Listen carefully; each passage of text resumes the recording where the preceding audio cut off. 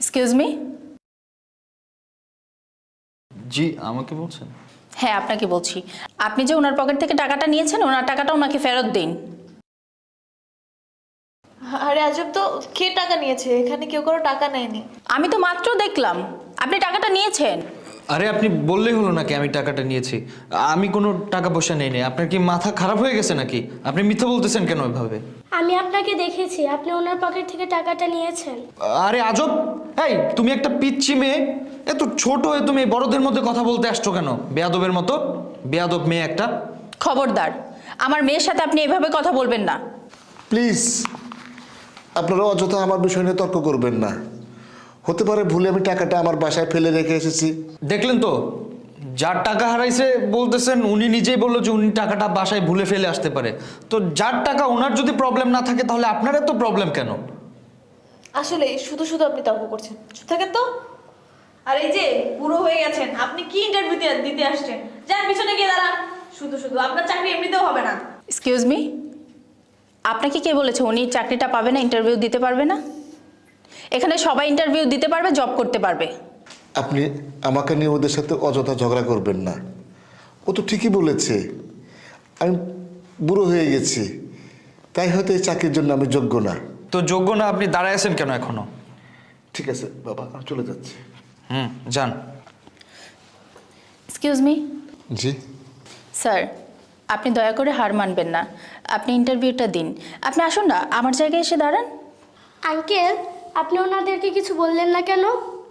আসলে এই বয়সে আমি ওদের সাথে তর্ক করতে চাইনি, তাই ওদের কিছু বলি নাই। আপনার মেয়ে বুঝি? হ্যাঁ, ও আমার মেয়ে। কি নাম? আনাবি। খুব কিউট তো। আচ্ছা, ওর বাবা কি করে?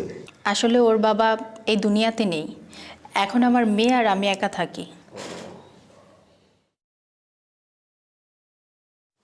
চকলেট নেবে? Thank you. ওয়েলকাম। আচ্ছা, আমি একটু ওয়াশরুমে যাব, 2 মিনিটের মধ্যে ফিরে আসবো। আপনি ততক্ষণ আমার জায়গাটা একটু দেখে রাখবেন। Okay sir.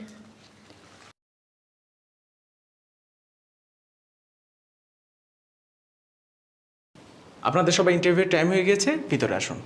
চল চল। আসুন।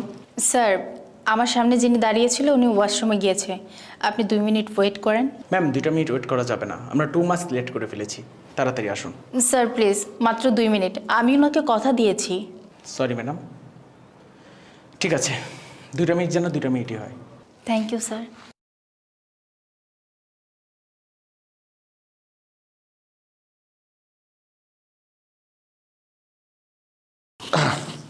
স্যার, ইন্টারভিউ শুরু হয়ে গিয়েছে, চলুন ভিতরে চলুন। ও আচ্ছা, আপনি এখনো আমার জন্য দাঁড়িয়ে আছেন? জি স্যার। স্যার চলুন। আচ্ছা ঠিক আছে, চলুন।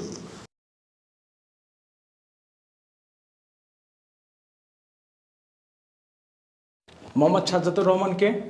জি আমি। আপনার ইন্টারভিউটা আগে হবে, আসুন, স্যার ডাকছে। চলুন।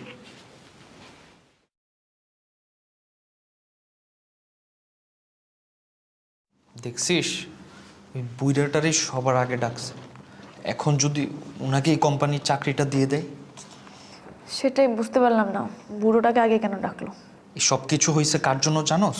এই সব কিছু হয়েছে শুধুমাত্র ওনার জন্য। এই বুড়োটা তো চলেই যাইতেছিল, উনি ডাকাডাকি করে রাখছে।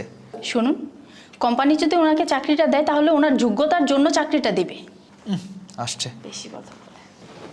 আপনাদের সবাইকে স্যার একসাথে যেতে বলেছে, ইন্টারভিউ সব একসাথে হবে, চলুন।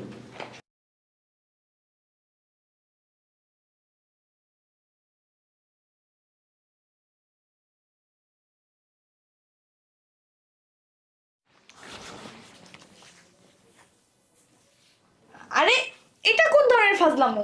আপনি এই চেয়ারে বসে আছেন কেন? বস কোথায়? আরে তুই দেখতে পাচ্ছিস না, উনি তো মনে হচ্ছে বস।